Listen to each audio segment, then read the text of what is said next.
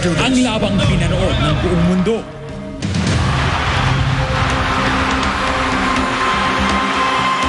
Ang desisyong ikinagulat di lamang ng mga Pinoy, kundi ng lahat ng tao.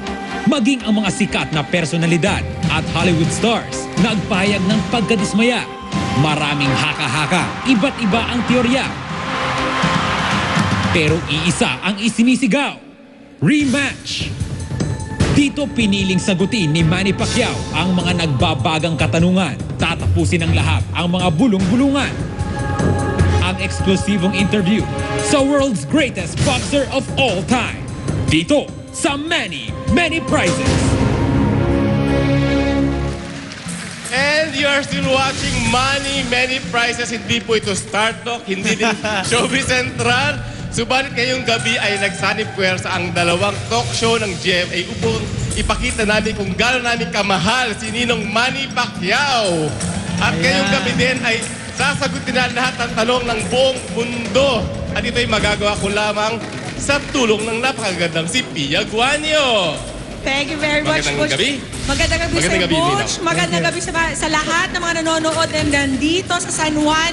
Ninong Manny, welcome back to the Philippines. Naghihintay na ang buong sambayan ng Pilipino para sa mga isasagot mo sa amin ni Butch.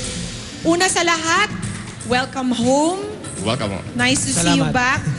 Ninong Manny, ang gusto malaman ng lahat, syempre, nagulat silang lahat nang mag-decide ang mga judges na paboran si Timothy Bradley sa laban ninyo. Ano ba ang saloobin mo tungkol sa desisyon ng mga judges na ito? Alam mo nung after nung fight, pumunta ako sa corner, nagdasal ako. Pero habang nagdadasal ako, parang sinasabihan ako ng Holy Spirit ko na kung ano mangyayari, tanggapin mo. Kung ano magiging desisyon, God's will, tanggapin mo. Not your will, but His will be done. Tapos, inisip ko lang, yes, kung anong kagustuhan ng Panginoon, yun ang masusunod. Tapos, sabang tinatanggal yung bandage ng kamay ko, ina-announce na yung kung sinong winner. At unang tinawag yung pangalan ko na gano'n. Tapos, kay Bradley, tapos panalo siya. Nung nanalo siya, hindi na ako, tinanggap ko ng buong puso dahil kumbaga sa parang sinabihan na ako eh. Yes, pero Manny, did you ever think na dinaya ka? Talagang after hanggang 12 rounds, wala sa isip ko na matatalo ako. Actually, I was playing pa with yung mga commentator doon sa baba pagka nag-aakapag kami ni Bradley, tapos kinikinatan ko yung mga competitor doon sa baba. So, wala lang. Nag-smile naman sila. Tapos siyempre, akala ko, panalo na ako sa judges dahil siyempre, lamang na lamang, one-sided fight eh. Di ba? Hindi, sinong mag-akala. No? But tinanggap ko na lang at ng buong puso at walang sama ng loob, ganyan. Dahil ang Panginoon may mas magandang plano. Pero Manny, once and for all, in your heart, may daya na ba talaga nangyari? Nadaya ka ba? Mahirap magsalita ng tapos. Mahirap mag-judge ng nasa sa Bible yan eh. Do not judge or you too will be judged. At ngayon, Manny, nagdesisyon na ang Nevada Sports Commission na irepasa ang mga scorecards ng mga hurado.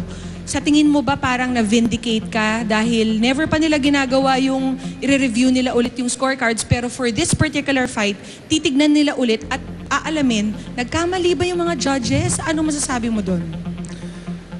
Kung nag-conduct man sila ng investigation, hindi ko kagustuhan yun, kundi kagustuhan ng boxing, yung mga namumuno dyan na para hindi maalis yung tiwala ng mga tao, ng mga boxing fans sa boxing, no?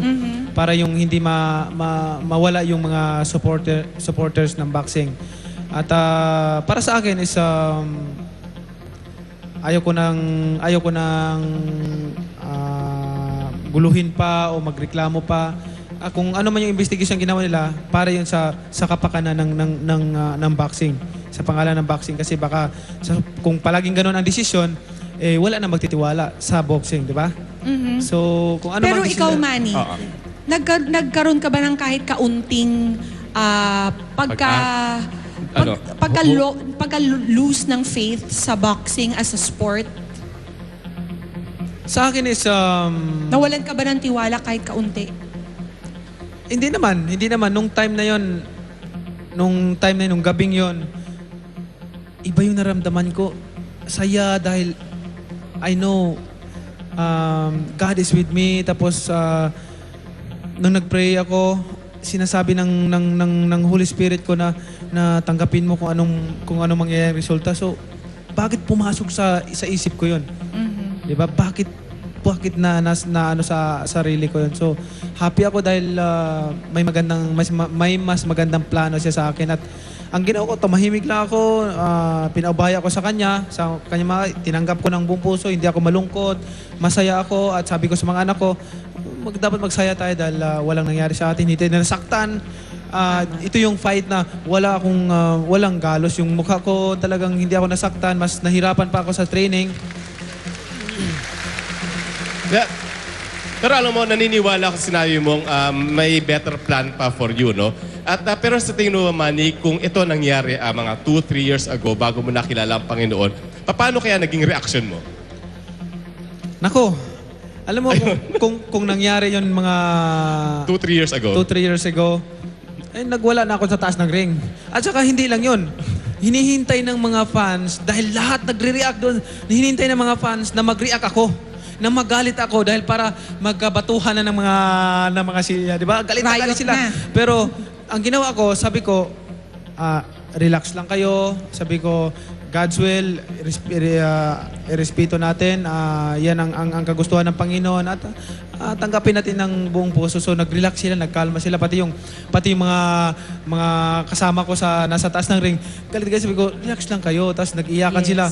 Sabi ko, ba't kayo nag-iiyakan kalalaking tao nyo, tapos nag-iiyakan kayo. Tapos sabi ko, tanggapin nyo, masaya tayo dahil walang natapos yung boxing, walang nangyari masama sa atin, dito nasaktan. Kasi di ba, Manny, sa ibang bansa nangyari, nagbubugbugan yung iba. Pero this reflected positively on the Filipinos. Na behave pa rin tayo, di ba?